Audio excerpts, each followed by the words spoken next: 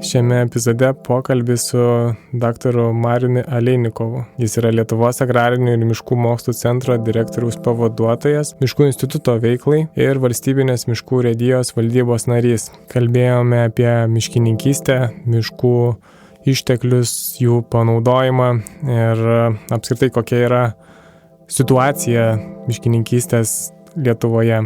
Kviečiame paklausyti.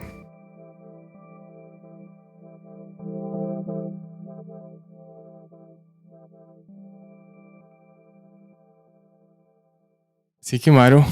Sveiki. Ačiū, kad atvykote, kad skiriate laiko.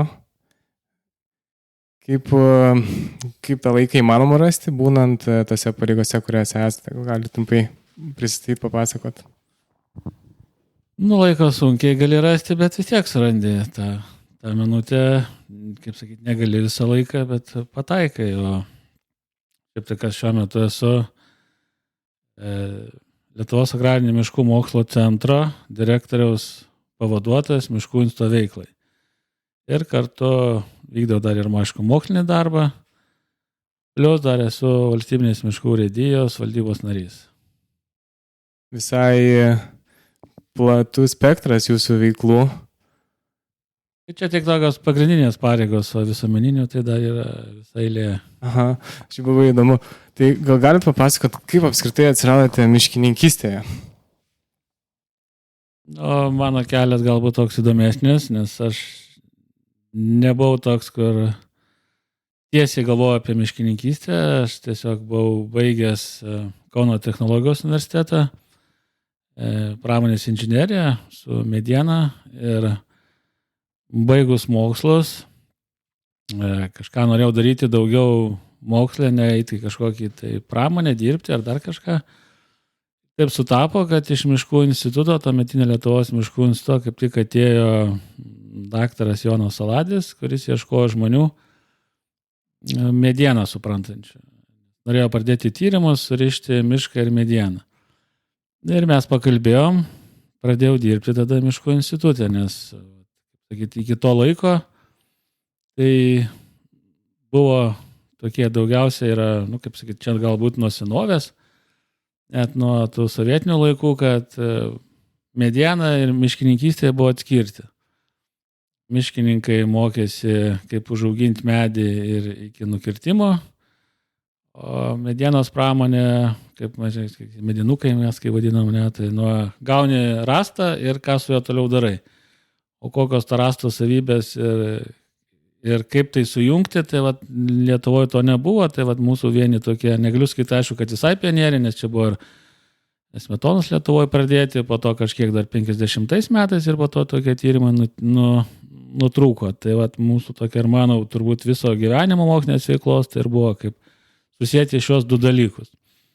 Tai taip ir atsiradau 2000 metais Lietuvos Miškų institute. Nuo asistento, po to buvo mokslo darbuotojo, doktorantūra ir iki direktoriaus ir dabar direktoriaus pavaduotojas.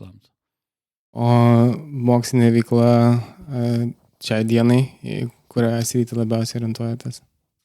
Šią dieną tai man tokia jau galbūt ir platesnė sritį, nes tiesiog tenka dirbti, bet daugiausia su miško ištekliais. Tai ir mediena, ir nemedieniniais ištekliais dabar, kur yra tokia irgi jau didesnė susidomėjimo žmonių, tai ir turizmą tyriam, ir politinius tokius, ir teisinius, ir privačių miškų, tas visas toksai, tai medienos daug nemažai buvo ypač anksčiau, tai biokūro tyrimai gan plačiai yra išvystyti mūsų, kol buvo visa ta pati pradžia, tie visi skaičiavimai, tai ten nemažai buvo, dabar jau ta banga tokia nuslūgo, jau kaip viskas įsivažiavo, mūsų šildymas visą pramonę sėkmingai važiuoja, tai tokių gal tyrimų daug nereikia, tai jau čia taip, dabar tęsiam su mediena, su tais nemedieniais resursai daugiau visą tą. Tai čia šiai dienai tokia plačiai ir linksniuojama nemedieninis miško panaudojimas, kažkaip taip gal galite alternatyvus būdai panaudoti mišką? Gal tik ne tiek alternatyvos, bet kad, kaip sakyt, kadangi tai yra ir tokie susidomėjimas, tai ir žiūrim, ir užsienio daug institucijų, dabar toks irgi išėjęs visai nesiniai mokslinis straipsnis su Turkijos mokslininkais, kaip turizmas pas juos, kaip pas mus, kokios problemos, kur yra ten tokių dalykų. Taip pat ir CO2 paskaičiavimai visi, kiek emisijų išmetam. Net buvo tokia mintis, tik neįsivystė, kolegos irgi, kiek sakysim, tai kaip, čia gal mažiau su mišku susijęs, bet irgi tokia, kaip sakysim, Kaune, kai vyko Eurolygos Final Four, kiek tai emisijų kainavo, gal paskaičiuoti irgi tokių įdomybių. Tai tyriam irgi tokius skaičiavimus atliekam. Ekonominius skaičiavimus, teisinius, nes dabar, žinot, irgi labai daug yra tokių, keičiasi miškų įstatymas, saugomų teritorijų tas didėjimas, kokią tai įtaką turės, kaip gali būti toliau vystymasis, kaip tas ir doktorantūros, kaip tik mūsų skyriui dabar naujas yra metus dirbantis doktorantas, teisinė požiūrį žiūri, kiek privačių miškų teisė ribojasi, kiek tai gali su valstybiniais įstatymais, su visais kitais. Kur, kada baigėsi, sakysim, miškininko, privataus miškininko teisė, kur jo didesnė teisė, kur niuansų visokių. Kur rūpi visuomenėm, kur rūpi kai kuriems specialistam, tai tą bandam ir nagrinėti toliau. Tai atrodo galybė informacijos, po kurią reikia remtis, ją tinkamai apdoroti ir tada tai gali keisti tą miškininkystės kryptį, ar nebūtinai keisti, formuoti ją. Tai turbūt yra vienas iš pagrindinių uždavinių visuose beveik moksliniuose tyrimuose, tai kad surinkti informaciją, apdoroti ir pagal galimybę teikti pasiūlymus tiek teisės aktų keitimui, kad įgultų tą visą informaciją aplinkos ministerijai ar kitose, kad galėtų jie priimti tą žinias, jie galbūt iš kitų institucijų dar gauna informaciją, su vienos sulygina, sužiūri ir tada priima sprendimus. Toks ir uždavinys teikti informaciją ir siūlyti savo pasiūlymus, kaip padaryti, kad būtų geriau. Mhm. O pačiam tenka miške lankytis tais tyriamaisiais tokiais sumetimais? Dabar tikrai rečiau. Dabar mano toksai galbūt jau daugiau strateginės visas darbas. Tai yra, aišku, didžią dalį užima administracinė veikla. Tai patį mišką tenka žymiai rečiau negu buvo anksčiau. Daugiau, sakau, toks komandų sudarimas, jos koordinavimas, mokslinių uždavinių, pagalba, kartais irgi tenka nuvažiuoti ir padirbėti. O laisvų metu, kaip rekreacinė kryptis? Laisvų metu tai tenka dažnai. Turit mėgstamiausių vietų, kokių aplinkui Kauną? Ne, dabar sunku ir pasakyti. Aš daugiau važiuoju, irgi, kadangi ir pusbrolis turi tokia kaip sodybėlė Utenoj, tai ten dažnai nuvažiuojam, pabūnam. Kačerginė, aišku, aš kaip pats gyvenu prie botanikos sodo, tai botanikos sodo, čia ne miškas, bet irgi aplankoma tokios vietos. Daugiausia, gal kaip Kaune, tai prie botanikos sodo aplink. Ir pats institutas tokia visai miškingoje vietoje. Taip, Girionėse, tai tam ir parinkta tokia vieta buvo miške, palei mišką, palei Kauno marias. Tai ten irgi tenka nemažai pabuvoti. O koks jūsų mėgstamiausias medis? Niekad apie tai nebuvau pagalvojęs. Tyrimų daugiausia su pušim atlikinėjęs. Bet kad jis ten... Tai gal vis tiek, turbūt kaip visam lietuvių ąžuolas didžiausia sudaro tokį įspūdį. Tai turbūt ąžuolas. O jeigu krūmą reikėtų pasirinkti, tokį, kur dažniausiai pamatot kažkoks, nežinau, ar jo ten dendrologinės savybės, ar fonologinės kažkokios traukiančios akį. Lazdynas gal daugiau, kaip vis tiek daugiau. Į polą jie ąžuolų tinka. Aha. Tai kaip manote, kokia linkme ta miškininkystė Lietuvoje dabar eina? Ar mokslas, ar pati miškininkystė, ar tas, kaip sakyti. Tai irgi geras klausimas. Ne, tai turbūt aišku vis tiek, eina viskas keičiasi truputėlį. Čia gal mes irgi, neseniai su kolegom diskutavom, kaip ir iš politikų kitas įgirdisi ir iš tų tokių gal labai gamtosauginių organizacijų, kad miškininkystė nesikeičia ar dar kažkas. Ir kai pakalbė, tai tikrai miškininkystė ir miškų ūkis smarkiai pasikeitė per šitos paskutinius 20 metų, net ir paskutinius 10 metų. Tai ir tie reikalavimai nauji, ir žmonių galbūt poreikis, ir visa kita, tai keičiasi ir eina link tokios, gamta artimos ir aišku, jinai nebuvo labai pas mus nutolusi, bet kuo toliau turbūt tuo labiau viską žiūrima.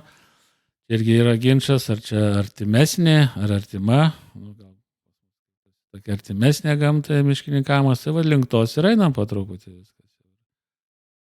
Ir keičiasi be jokių didesnių ten kažkokių tai kad prievarta, bet tiesiog patys miškininkai tai supranta ir eina. Tai aišku, tik reikia suprasti, kad tas miškininkavimas tai nėra, kad tai yra kaip tik ilgalaikis dalykas, tu negali priimti kardinalių sprendimų. Dabar kaip girdima, ne, kad ten eglė jau blogai, jinai trauksis iš Lietuvos. Tai ar sodinti ar nesodinti eglę? Mano manimu, sodinsime eglę, turim sodinti eglę. Nesvarbu, tik tai aišku reikia, galbūt netom jau kaip anksčiau didelėm plantacijom, mažiau, bet surasti tikrai tinkamas vietas, jinai ten sėkmingai gyvens. Tikrai nėra tokio, aš tai sakyčiau, prieštraučiau, jeigu sakytų, neusodiname eglės. Ar jau dabar kad tikrai bus kažkokia kitos medžių rūšis, mums reikia taip pradėti jau ten ir kynus, kitokius, ten tos lapuočius, kitų, bandyti sodinti, žiūrėti, kas gaunasi, bet tai nėra kardinaliai sprendimų. Kas gali pasakyti, kas bus po 20-30 metų Lietuvoje, koks klimatas, kas ateis, niekas negali pasakyti. Jie tikrai negali, kaip sakyti, gal, aišku, kokiam kaip žemės ūkį lengviau, tu gali sodinti vienas į kitą, po metų ar po 2 kitą, o čia tai taip neišeis tau. Ilgesnis rotacijos laikas. Taip, taigi miškas, jeigu imtim taip grūbė, ne visi, sakom, 100 metų. Tai, aišku, kitos medžių rūšys mažiau, bet ir dabar, kaip kalbama, kad kodėl miškininkai pasodino tų eglių, prisodino daug, dabar užtat kinivarpos puola, dėl to labai blogai kažkas. Bet sodino, stengiasi tuo metu prieš 60 metų, 70 metų, sodino pagal savo žinias ir tai, ko reikėjo valstybei, ko reikėjo, koks buvo reikalavimas, tą ir darė. Tai nieks negalėjo tuo metu pasakyti, kad žiūrėkit, ką jūs darot po 60 metų, čia klimato kaita bus didžiulė, bus audros, bus vabzdžių, tai kas galėjo, jeigu būtų pasakę, tai tikrai tai būtų nedarę. Tai ir dabar, kas gali pasakyti, kas bus po 50 metų? Niekas. Keičiasi viskas smarkiai. Tai užtat ir kadangi tas miškininkystė yra toks, sakytum, grubiai konservatyvus, tai nereikia daryti sprendimų tokių didelių, greitai ir pakeičiančių viską. Panašu, kad pastaraisiais metais žymiai išaugo visuomenės susidomėjimas ir tas netgi bandymas pastangos dalyvauti tame procese. Tai, kaip manau, tai geras ženklas. Be abejo gerai, kai žmonės domisi ir padeda, tai vis laik yra gerai, tik tai kartais, svarbiausia, kad netrukdytų ir turėtų tą bendrą tokį supratimą, nes kur susidarėm tokiu, aišku, čia mano nuomonė, bet kaip sakytum, ir ta ES politika yra, kad vakarų šalyse, Anglijoje, tai pačioje Ispanijoje ir kad Vokietijoje gal mažiau, bet Prancūzijoje ir visur kitur yra pridaryta įvairių klaidų. Aišku, ir pats gyvenimas taip tęsiasi, kad tie miškai jau buvo anksčiau iškirsti, po to ten bandymai buvo užsodinti svetimšaliam rūšim. Ir jie po 70-80 metų mato savo klaidas, tada bando spręsti įvairias problemas, kad išnykus ir ta įvairovė vietinė.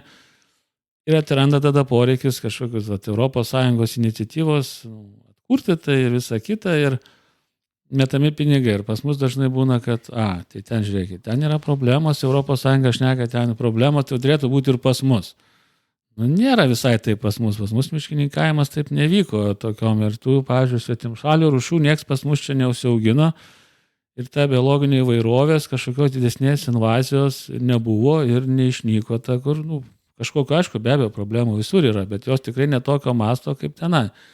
Ir to tokios super didelių iniciatyvų čia tikrai nereikia. Taip, reikia žiūrėti, reikia kažkur padėti, ką saugom, tą saugom, kas keičiantis klimatui kažkur reikia pagalbos, tą ir darom, bet tas toks gal kitas tik per didelę iniciatyvą ir noras viską keisti ir sakyti, kad čia viskas blogai, tai tikrai taip nėra pas mus. Tai reikia atskirti, kaip mane dar vienas irgi pavyzdys, Amazonėje kerta miškai, ar kokio Indonezijai saugom orangutangus, ten iškirtami skaidžiausia problema. Iškart reikia pas mus nekertam miškų. Nei pas mus nei toks mastas, nei mes taip darom. Mes viską daug atsakingiau žiūrim ir visa kita. Tai tą reiktų truputėlį atsijoti informaciją ir blaiviau pamastyti. Tarsi yra tokia skirtingos situacijos pačio Europoje, tada galima tą mastelį plėsti iki viso pasaulio dydžio. Ir dabar tas įsigaliojantis EUDR, miškų saugojimo reglamentas, tai kažkas panašaus yra turbūt, kur noras saugoti didelis arba dar didesnis noras yra neprisidėti prie nykimo. Ne?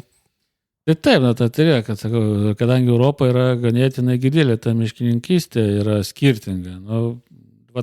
Kas ir yra skirtinga, kas labai skiriasi nuo miškininkystės. Tai yra ilgamžiškumas ir regioniškumas.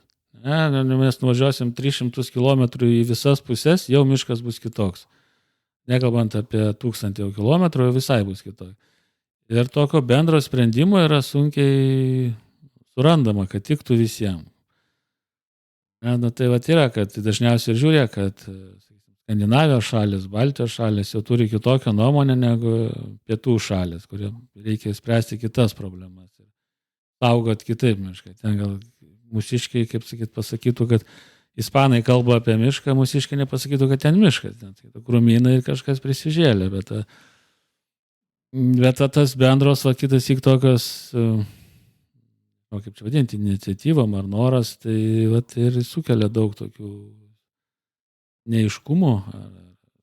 Nemanau, kad tai turėtų būti labai vientisa sprendimo. Ir yra šalis, kurios kaip šiaurės šalis gyvena iš to ir daugiau supratimo, jiems negali vis laik sakyti, kad jūs to nedarykit, nes čia mes Ispanijoje to nedarom. Kaip ir mes negalim jiem tenai labai nurodinėti, ką jiem ten daryti. Turėtų kažkiek truputėlį būti tas atskirtis truputėlį pagal regioną regiškumą. O grįžtant į Lietuvą, kaip manote, kokios yra Lietuvos miškų sektoriaus stiprybės, kur Lietuva turi kažkokią tai pranašumą ar potencialą? Tai aš nežinau, kaip čia taip. Aišku, kiek teko visi mūsų miškus daugmaž gėrė. Iš rytų pusės atvažiuoja, jie vis laik sakydavo, jūs gražiai saugojat miškus, aišku, iš vakarų pusės kiek atvažiuoja irgi, kad pas mus ne kažkokie parkai, bet natūralūs miškai. Tai yra ir mūsų stiprybė, tie miškai, kurie per tos šimtmečius atkurti, išauginti ir, sakysim, saugoti. Bet ir ta labai stiprybė yra ir mūsų pramonė medienos nuo seno, kuri naudoja ir sakyčiau, sėkmingai, ir ta baldų pramonė yra žinoma, ir kitos rūšys, ir eina dabar, meniai tas visas zona, kur stato gamyklos, kurios yra tik ir kiti ir vienetai pasaulyje. Tai tas ryšys bendras, tai ir tas miškininkystės su medienos pramonė, tai kiek ten virš 6% BVP atneša, tai tikrai daug žmonių dirba, iš to išgyvena. Ir kas svarbiausia, kad tada mes vis tiek, kad ir pramonė stipri, ir naudojamės ten miškus, bet tai ir vyksta viskas racionaliai ir tausiai. Tai yra mes tik tai sunaudojam, paliekam ten beveik 30% prieaugio. Tai nėra, kad mes iškertam. Laik yra toks ir balansas ir paliekam į ateitį ir sugebam viskas nuotur, kaip pavyzdys, ne, ar tas labai Lietuvos sėkmingas tas biokūro panaudojimas, kada mes atsisakėm Rusijos dujų, atrodė, kad čia gal viskas blogai, bet iš vietinių resursų ta visa biokūro panaudojimas, technologijos, šakų surinkimo, kirtimas, sukrovimas, po to išėjimas ir katilinių pakeitimas ir mes sėkmingai be jų gyvenam. Ir esam pavyzdys daugelio Europos šalių. Tai yra visas tas panaudojimas, kas anksčiau galbūt atlieka vadinosi, o mes dabar sėkmingai naudojam. Tai tas ryšys su mišku ir pramonė labai sėkmingas. O tas praktinės miškininkystės toks paveikslas. Seniau būdavo girininkijos, girininkai, pavaduotojai, eiguliai, tokie būdavo koncentruotos vietoje veikiančios grupės, sakykim. Dabar tas vėl mastelis kažkaip tolsta ir vis mažiau vienetų atsiranda. Ir kokį tai santykį turi su ateinančiomis technologijomis į miškų sektorių? Tai čia turbūt, jeigu galiu kalbėti, aš galbūt už valstybinius miškus daugiau, tai yra mūsų vienas iš pagrindinių tikslų, kad žmogus turėtų tas visas pagalbinės priemonės, naujausias technologijas, kad ateitų prie žmogaus. Tada gautus ir didesnis našumas darbo ir palengvinti jam. Čia ir yra galbūt toksai, gal ne tai, kad prieštravimas, sako, miškuose mažėja žmonių. Leidžia girininkai ir dar kažkas keičiasi truputėlį, bet reikia suprasti, aišku, kad ir žmonių darbo Lietuva tampa, žmogaus darbas brangėja visuomet. Tai irgi tą reikia žinoti ir suprasti, kad tai turėtų kažkas ateiti, kažkokios technologijos, kurias tai pakeičia tą rankinį darbą. Aišku, matom, kad ir tiesiog jeigu paprastą darbą atlikti miškuose, jau žmonių kuo toliau, tuo mažėja. O tos technologijos turi ateiti ir pakeisti. Tai tą mes ir stengiamės daryti.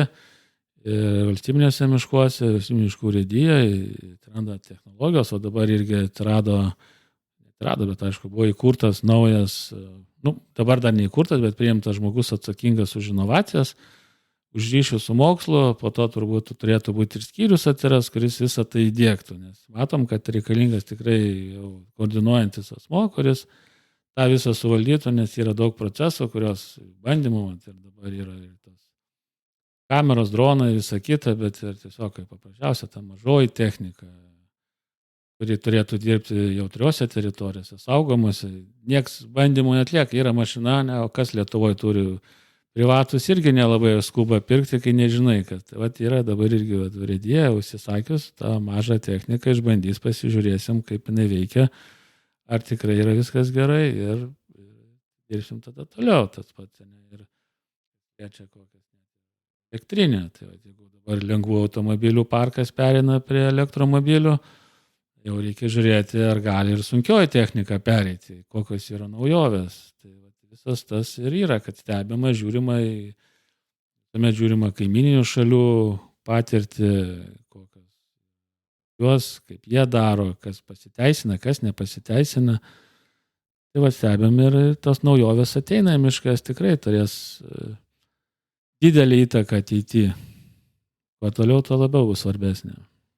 Viena iš tuometinių naujovų man įstrigusi, tai priešgaisrinės saugos stebėjimo sistema, kur seniau žmogus, ar ten pamainos tiesiog būdavo bokštuose, o dabar viskas atliekama automatiškai. Ir atrodo, kildavo tokių dvejonių, ar tai tikrai reikalinga, bet šiai dienai matome, kad sistema pasteisina, miškų Lietuvoje, gaisrų Lietuvos miškuose turbūt minimaliai.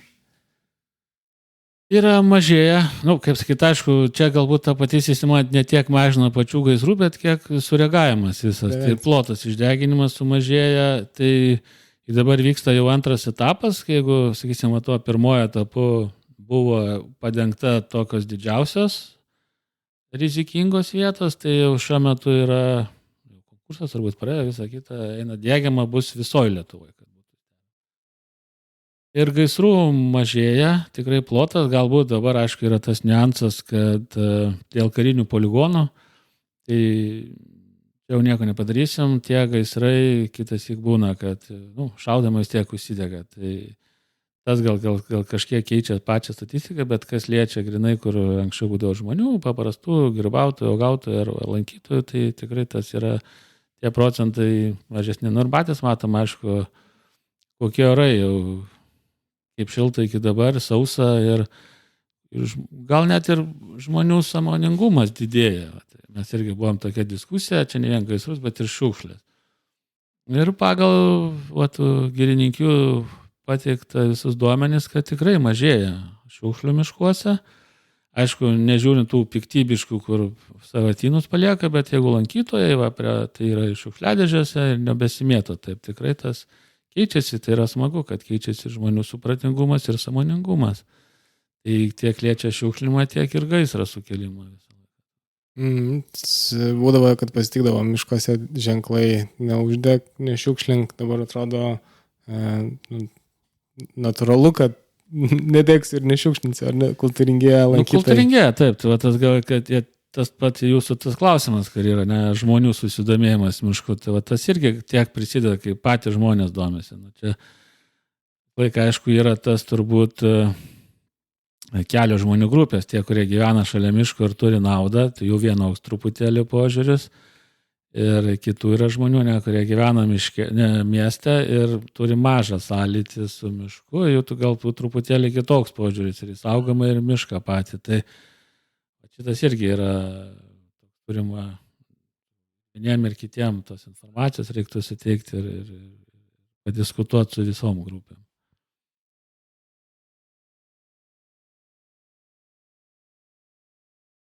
O jūsų rate, kaip vadinasi vieta, kur dirbate, miškų ir agrarinių mokslo centras? Lietuvos agrarinių miškų mokslo centras. Lietuvos miškų agrarinių mokslo centras. Kiek? Čia yra centras, tai yra, kad, jeigu taip grubiai tariant, 2010 metais buvo vykdyta Lietuvoje mokslo reforma ir tokie buvo kaip ir nepriklausomi moksliniai institutai.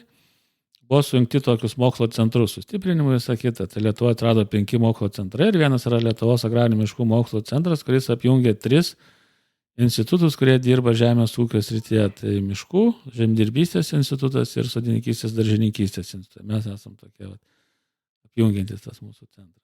Taip, ir to centro, tas tarp institutinis bendradarbiavimas. Atrodo, kad dauguma technologijų tokių, tarkim, tie patys dronai, ar ne, ateina į žemės ūkį, lygiai taip pat jos galima pritaikyti ir miškininkystėje.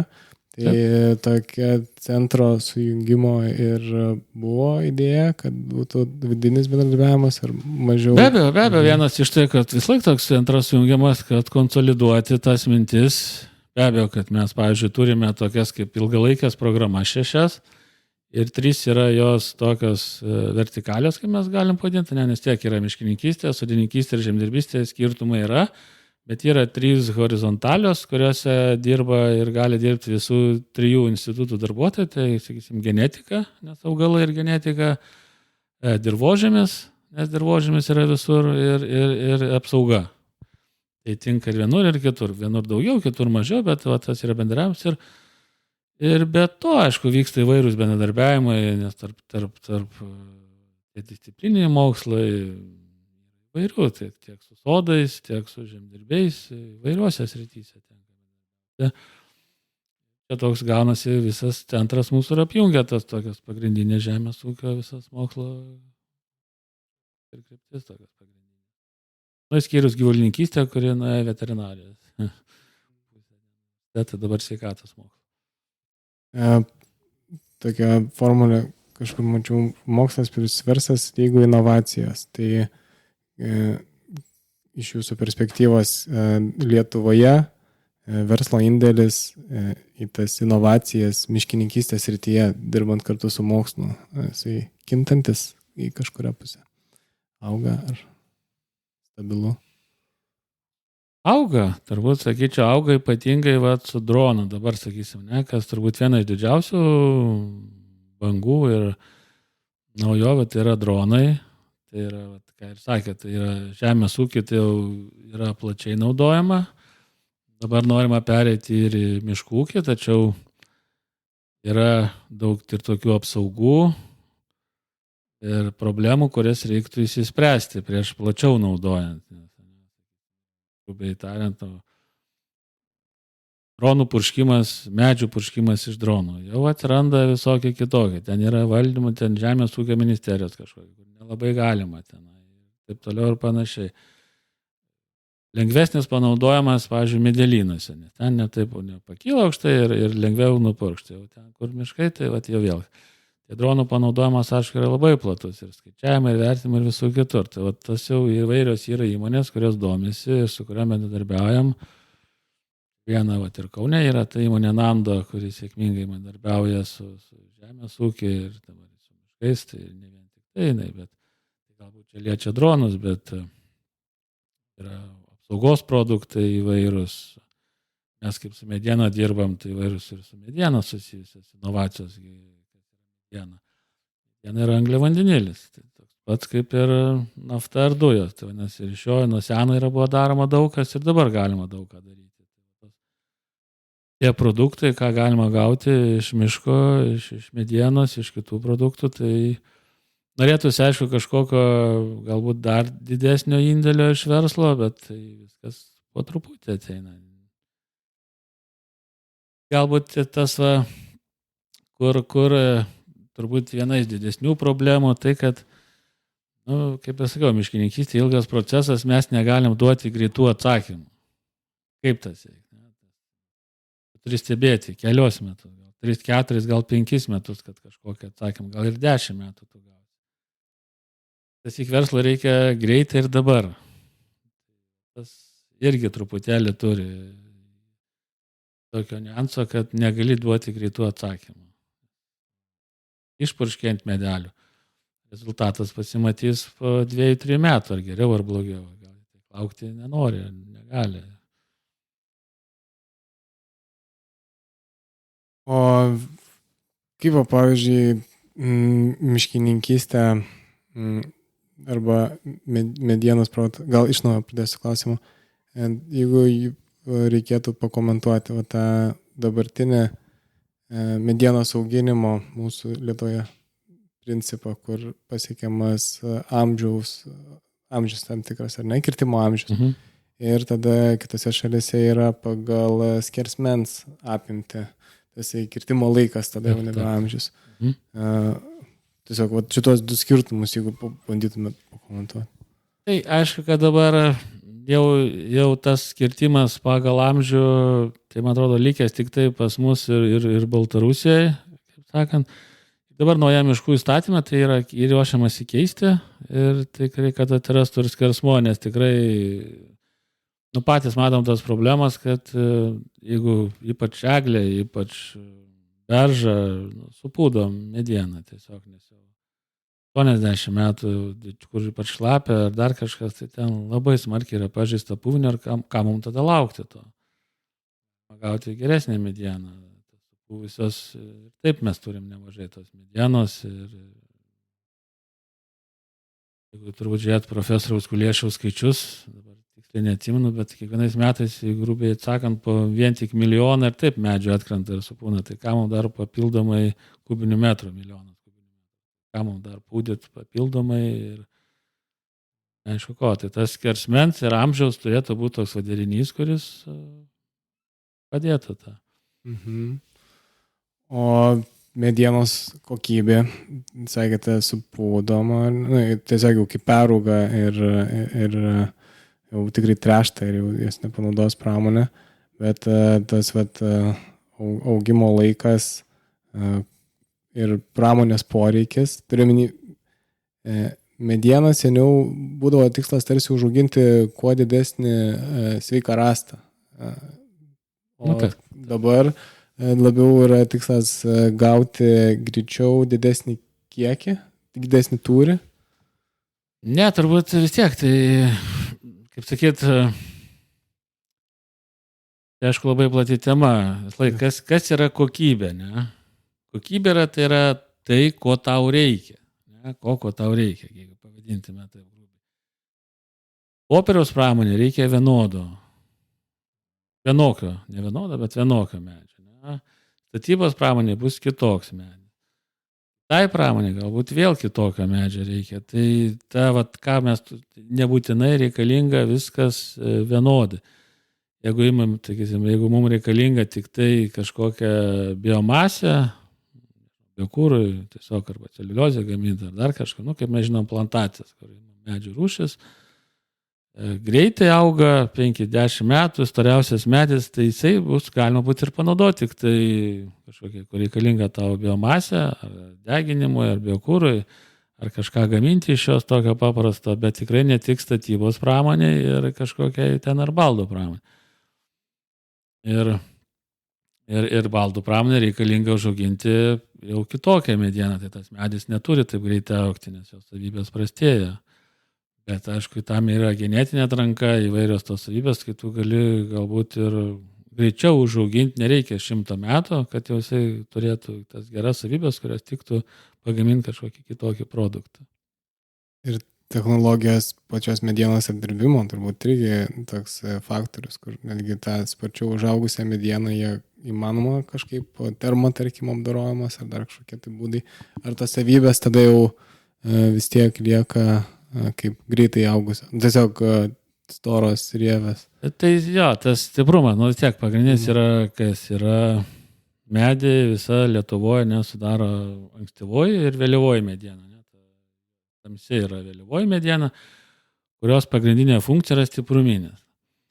Tai kuo daugiau ankstyvosios medienos, to medienos stipruminės savybės bus prastesnės. Tai tą reikia ir žiūrėti, jeigu labai bus daug ankstyvosios tos medienos, augs sparčiai pavasarį, rudenį mažiau, tai bus silpnesnė mediena, tai tu jau statybos pramonė sunkiai panaudosi, arba tas, sakysim, gaminys turės būti labai jau didelis, kad jis atlaikytų reikalavimas tos įtampas ir svorius visus.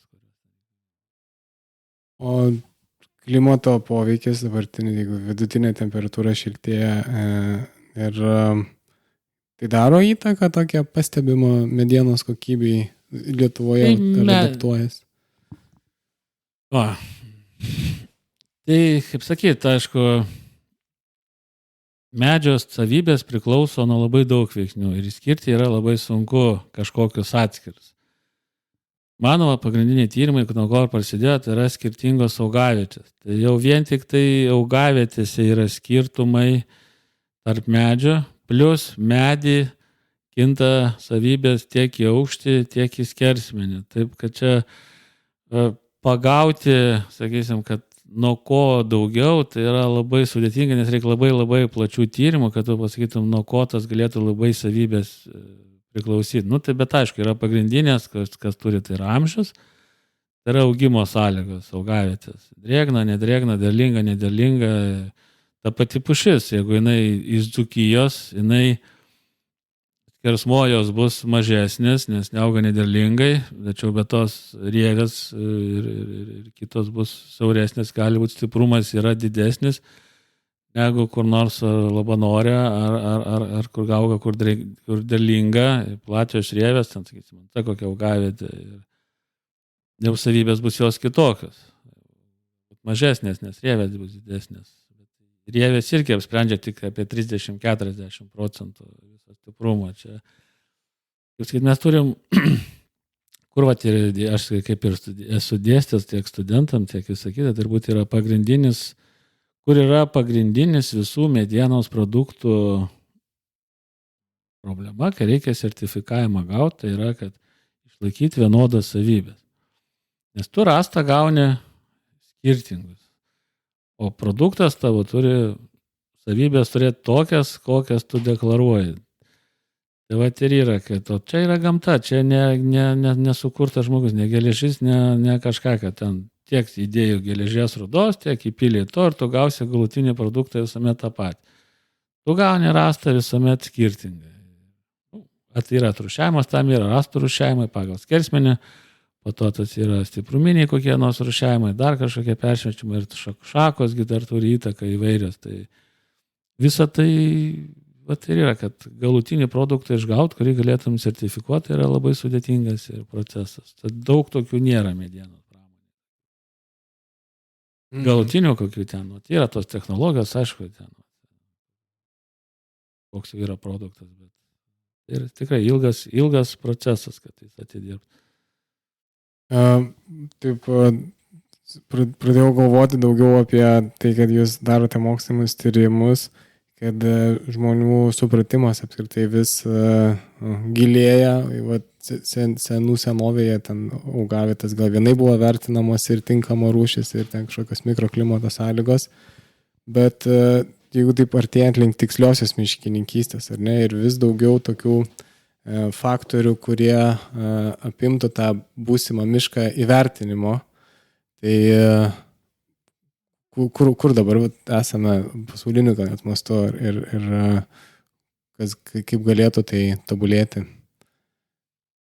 Tai viskas turbūt prasideda nuo genetikos, tai yra tų medžių atranka ir pas jau Skandinavijos šalis jau į selekciją yra žymiai jau vienu ar keliais žingsniais sparčiau nuėjo. Mes irgi tą darom, tai yra turbūt pats pirminis žingsnis, tas gerų medžių atrinkimas.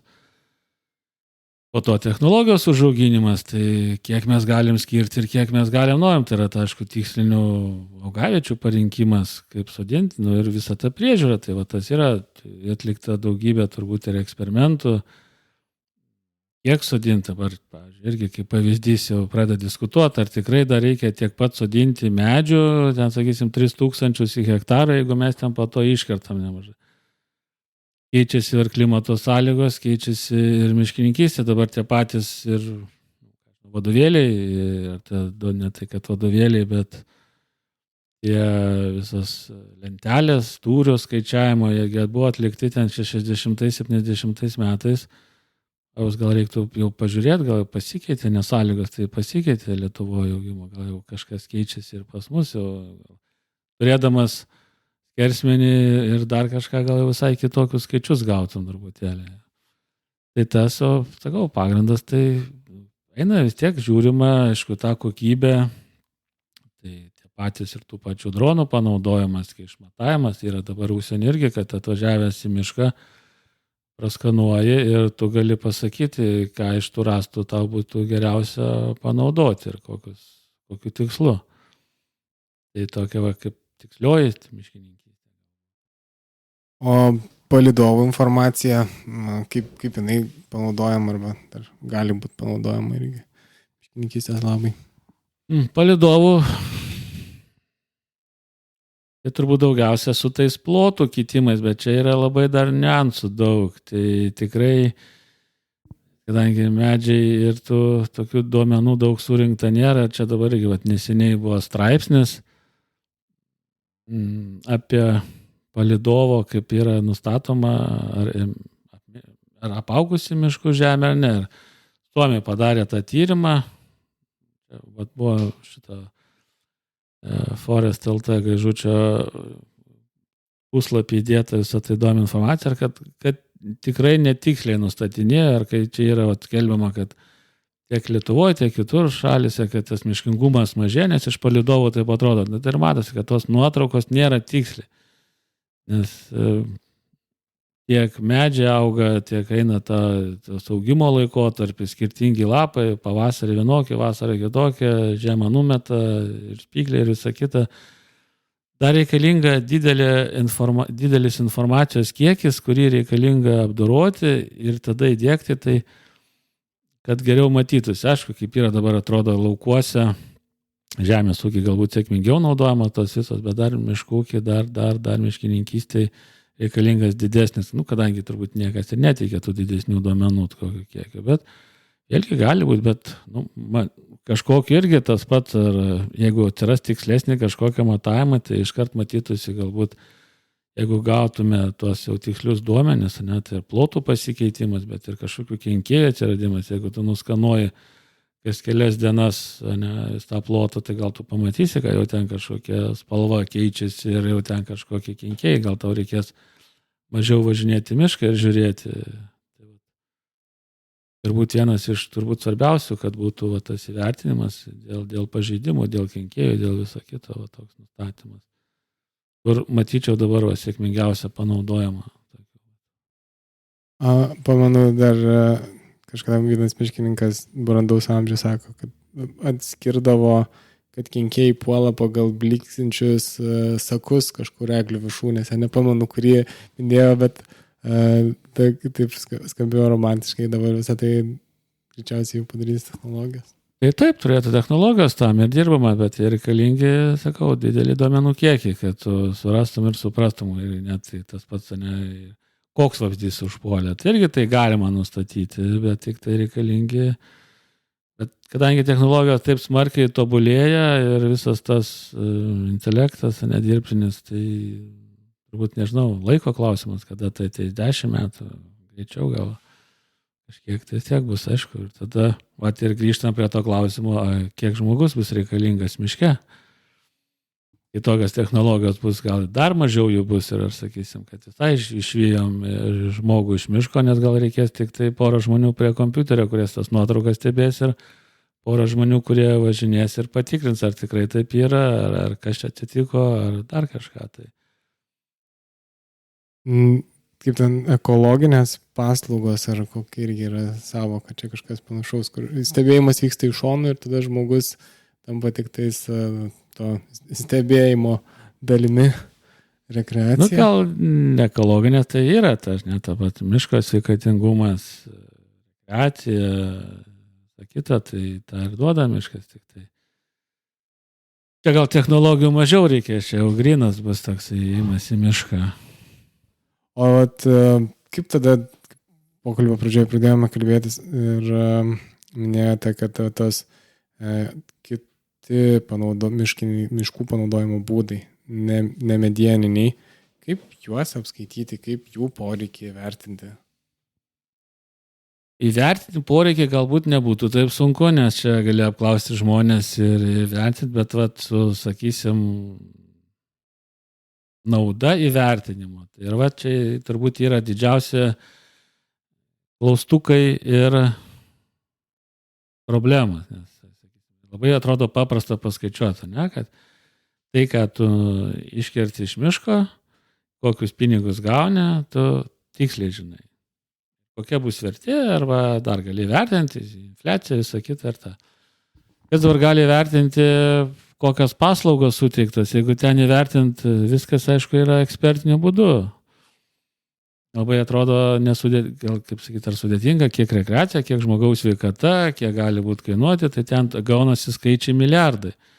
Ir kitas įk būna, kad tau pasako, jūs iškirtot mišką, gausi tik ten 1000, o jeigu jisai buvo auktų, tai suformuluotų 100 000 naudos. Tik viena bėda, kad kaip tuos 100 000 išgryninti, nes vis tiek į mišką reikia dėti, tiek dar kažkur. O jeigu taip pat pažiūrės paprasčiausią variantą, kaip yra savanoriškas saugoma teritorijų lankymas, yra ten eurą, kiek ten surenkama. Nors žmonių daug eina.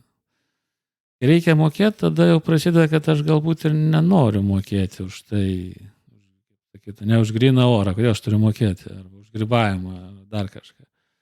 Tai tos paslaugos, jas įvertinti tu gali kažkiek, tai aišku, ekspertiniu to būdu, bet monetizuoti kaip jas, kad gautum naudą, tai jau čia yra kitas dalykas, už kurį žmonės turbūt, ypač dar Lietuvoje, tai nežinau, kada mokės. Čia būtų įdomu pamatyti tą statistiką surenkamų lėšų. Tai jos yra, turėtų būti, nes tai aš kiek klausiau, tai sakėm labai minimaliai, nes, atrodytų irgi, ne, visi labai myli gamtą, visi pritarė, visi vaikšto, bet kai reikia susimokėti, tai tada jau, gal nelabai aš norėčiau. Aš daug ir taip nešiukšlinu ir neuždegu, tai kodėl dar turiu mokėti, jeigu nepakenkia. Kai skaitai kaip naujas mokysis, ne, kaip tai, už orą, už lietų, už dar kažką turi mokėti, už tai, kad nuėjau į gamtą. Bet, aišku, yra privačios iniciatyvos, kurios kažkaip sugeba kažkiek tai ten bumą susimokyti, nors kam ten mokėti, jeigu gali nueiti šalia į tą patį mišką ir tą patį gausi, o ką naujo tu negausi. Kažkokias patirtis, kažkokią edukaciją gal? Gal kažkokias edukacijas, taip. Yra tokių iniciatyvų, kaip, sakysim, dabar po Punios Šilo, jeigu neklystu žmogų, ir 300 eurų, jeigu nori tau pravesti ekskursiją, pats vaikščiot negali, bet susimokėjęs gali. Tai va, tokios įdomios. Kitas iki išversta tas saugojimas. Nežinau, man tai labai keista, bet tokią situaciją turim. Laikas parodys. Tai kokie dabar jūsų artimiausiu metu numatyti darbai, ką norėtumėte įgyvendinti? Tai disertacija reikia baigti, ar ne taip išgirdau? Ne, disertacijas tai čia yra mūsų doktorantai jau daro. Tai yra mūsų, grinai jau mano grupė, sakysim. Šiuo metu 3 doktorantai jau, kurie dirba, ir 4, kuris nuo sausio spalio mėnesio pradės. Tai jie daro tyrimus. Tai mūsų visas darbas yra kaip mokslininko, tai yra projektų paieška, rašymas, bendravimas, konferencijos, straipsnių rašymas. Tai viskas tai tęsiasi. Važiuojam į užsienio konferencijas, kolegos juda ir tada bando įgyvendinti ir Lietuvoje arba su kolegom. Pas mus institute yra dabar nemažai ir horizontinių projektų, liečia tiek dronus, tiek miško, gaisrų apsaugą, galbūt tai ir sunkiai kitąsyk pritaikomas Lietuvoje, bet ne vien tik tai dirbi Lietuvai, dirbi bendrų europinių tokių problemų sprendimų. Veiklos tikrai yra daug, spręstinių klausimų daug, jie keičiasi, banguoja, sakysim taip, kas buvo svarbu prieš 20 metų, galbūt dabar netiek svarbu, kaip pavyzdys, su biokūru. Kaip tik prasidėjo, buvo labai svarbu, dabar jau tokie tyrimai žymiai sumažėjo, gal ateis laikas vėl bus kažkokia svarbu, nivarpom, vėl kažkokia, tai atsiranda kažkokia, tai kenkėjai, tas svarbu, kaip klimato kaita įtakoja mišką, dieniniai resursų, saugomų teritorijos visas tas plėtra ir kaip gali tai veikti. Tai tos veiklos tikrai yra ir darbos. O darbas valstybinės miškų urėdijos valdyboje, kuo jis ypatingas? Papasakot, gal įdomu išgirsti iš pirmų lūpų. Tai valdyba, aišku, darbas, tai padeda spręsti visus tos tokius strateginius įmonės uždavinius, kur judam, ką darom, kaip žmonėm padėti, kad darbuotojai gerai jaustųsi, kad gauti, kaip sakyti, yra iškelti uždaviniai. Mūsų yra valstybinės miškų urėdijos, tai yra aplinkos ministerijos, aplinkos ministro lūkesčių laiškas. Kaip pavyzdys, kuriame sudėlioti tikslai, ko tikisi iš įmonės ir valdybos pagrindinis darbas, kad tie tikslai būtų įgyvendinti ir pasiekti uždaviniai. Tai mes ir darom. O kaip dabar yra su statusu, kaip urėdija yra valstybinė įmonė? Taip, tai čia yra, kad akcinė bendrovė perėjimas, kadangi yra toksai jo numatytas noras ir kad neliktų tiesiog valstybinių įmonių, o pereitų į visos valstybinės įmonės akcinės bendrovės, kurios, aišku, 100% akcijų, kaip bent jau urėdijos priklausytų valstybei. Tai čia jau yra politiniai sprendimai, tai yra Seimo prerogatyva. Kiek žinau, turbūt čia buvo noras, kad šiemet pabaigtų šitą kadenciją, bet kiek suprantu, turbūt nelabai pavyks šiemet. Nauja valdžia spręs kitus gal uždavinius, ar eis toliau, ar dar kažkokius, tai čia jau kaip bus, o pačia įmoniai, tai kaip visuomet yra kažkokių ir pliusų, čia labai smarkiai nesikeistų kažkas darbuotojams, bet atranda kažkokių, tai ko valstybinė įmonė negali, akcinė bendrovė gali, čia aišku yra toks labai didelis visų baimė, kad galbūt čia ruošiama privatizacija, tai tikrai tokių aš negirdėjau ir čia turbūt sunkiai gyvenimas, tai reiktų turbūt Seimo, tai yra strateginė įmonė ir reikalingas didelis, kad už tai nubalsuotų turbūt reikalinga turbūt 3/5 Seimo narių, tai ten ta didžioji dauguma su pliusai, tai būtų, aišku, labai stiprus politinis sprendimas, kurį kuris visuomeniai sulauktų labai neigiamo įvertinimo ir tokie, aš nežinau, kurie Seimo nariai drįstų tai padaryti, jeigu jie norėtų toliau būti išrinkti, nes tai turbūt tikrai būtų jau politinės karjeros pabaiga didžioji daugumai. O akcinė bendrovė vėlgi atveria kitokius kelius, lengvesnis valdymas, daugiau darbuotojams galima naudų duoti, studentų kokių rengimas, pagalba ir visą kitą. Taip ir yra tokių. Tai kokie dabar yra didžiausi tokie, nežinau, kaip numatomi tikslai, kaip parenkami jie pagal lūkesčių laišką ir yra kažkokie terminai įgyvendinimui? Yra, aišku, yra strategija, kartu kuriama yra visa strategija, ta strategija yra turbūt ir mūsų puslapyje, yra įvairūs uždaviniai, yra, man atrodo, ir 6 tikslai, kurie dar susmulkinti ir viskas pagal tos uždavinius ir tikslus sprendžiama,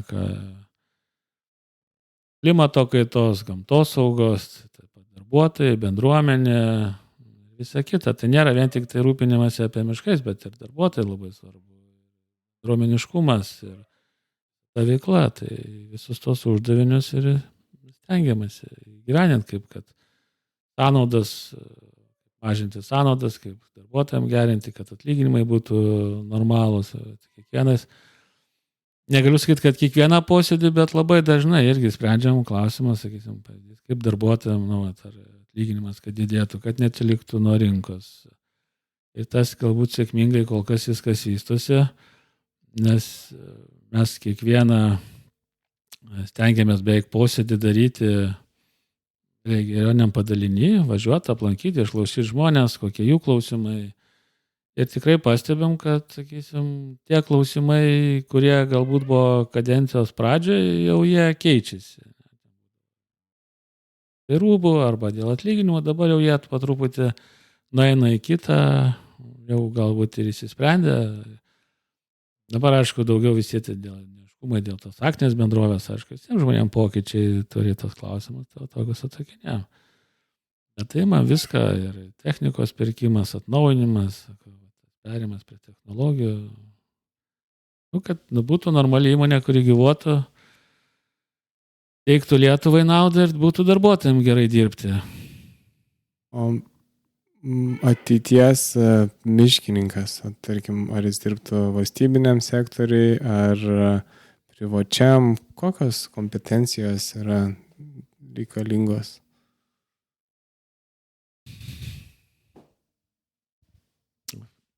Čia, žinai, kaip jau dabar, kaip čia pasakyti.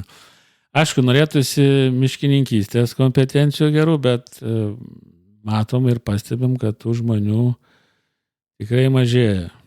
Ir dabar, sakysim, tai yra, kad tai aišku, visoje Europoje yra, kad stojančių miškininkystę mažėja žmonių ir jau matome, kad toks yra trūkumas. Tai aišku, yra jau diegiamas ir kitokios priemonės ir mokymai, tam žemiausios grandies, kad suprastų apie miškininkystę, nebūtinai tu baigęs miškininkystę gali pradėti dirbti urėdijoje, tau bus suteikiamas mokymai, paskaitos, galbūt vėliau dar ateityje ir pagalba universitetą stojant, kad tu jeigu nori dirbti ir gauti tas žinias.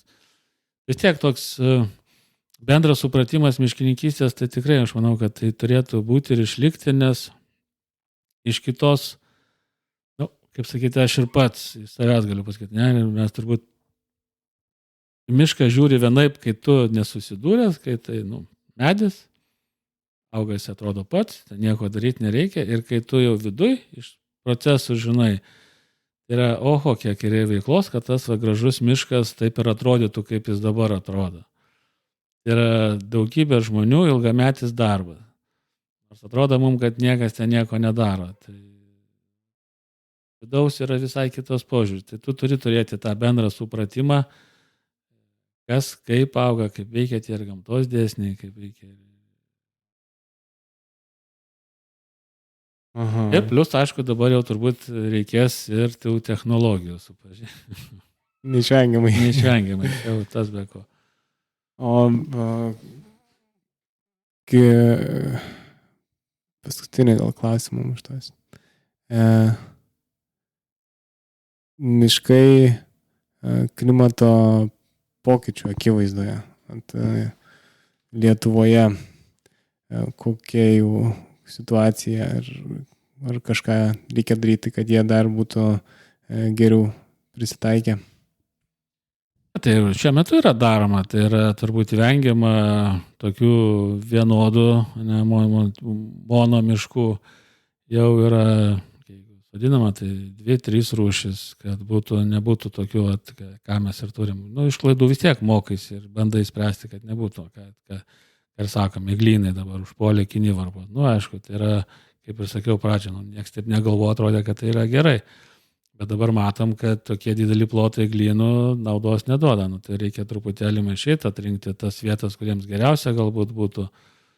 Tai va, tas keičiasi. Taip pat žiūrimas, aišku, ir tos naujos rūšis, ir atsparumas, ir tai, su kuo galim susidėti, stichinių nelaimių, didėjimas. Tai vėlgi, kuo daugiau